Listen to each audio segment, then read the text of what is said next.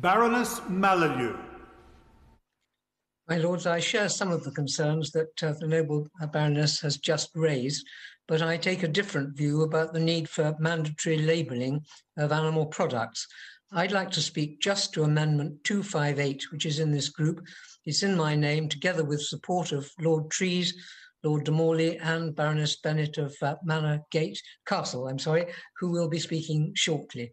My Lords, Peers received an open letter from Lord Gardiner on the 29th of June this year, which said this: the government has committed to a rapid review and consultation on the role of labelling to promote high standards of animal welfare and remains committed to delivering informative food and drink labelling and marketing standards to protect consumer interests, ensuring that consumers can have confidence in the food and drink they buy.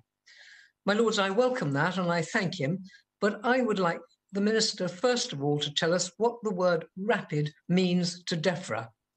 Will he give us the proposed timetable for the initial consultation and the review, and then for publishing the proposals which follow and for making the necessary regulations? The amendment which I propose suggests 6 months from the passing of this Act, which hopefully will be March 2021 for the earlier steps, and 12 months for the regulations to come into force in about September of 2021. And I hope he'll agree with that.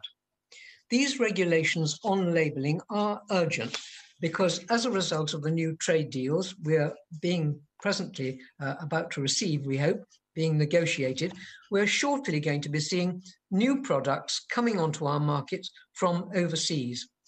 People will need to have confidence, his words, in the food and drink they buy, confident that it meets the high standards that we were promised, but which the government would not apparently put onto the face of this bill.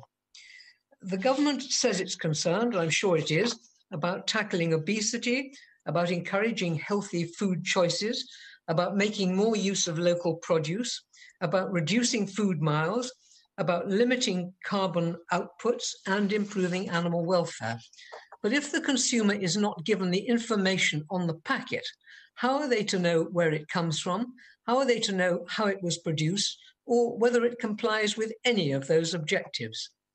I'm also afraid that if you don't give sufficient information, then, as Baroness McIntosh has just suggested, some will do it anyway, consumers will simply select on price, and highest animal welfare standards considerations will simply not feature.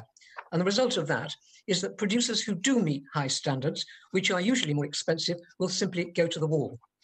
Consumers need surely to know the country of origin, particularly in these times. And indeed, Baroness Jones of Melscombe's Amendment 254 makes that point, as indeed did Lord Rooker with great force in our debates on Tuesday.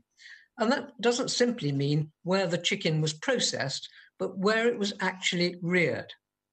They need to know the method of production. We already do it for eggs. We have free-range, barn-reared, organic, and so on. But we don't do it routinely for milk, meat, or egg products, and we should do. The consumer needs to know if his meat comes from a feedlot, or if it was intensively reared, or if it was pasture-fed.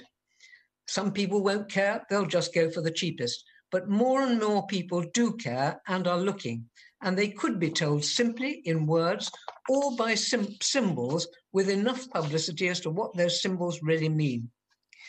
My Lords, the method of slaughter matters too, and to some members of the public it matters a very great deal. I accept that this is not the place in this bill to argue the case for the abolition of non-stun slaughter, which I very much personally want to see. But this is the place to argue that consumer choice matters. Whether you require meat slaughtered in accordance with the requirements of your religion, or meat which has been pre-stunned before slaughter because you have animal welfare concerns, you want to know one way or the other from the label of the joint you pick up at the supermarket.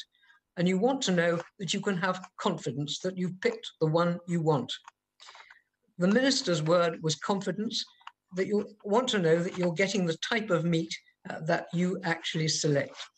Will the Minister share with us his timetable and his plans for doing what Amendment 258 suggests?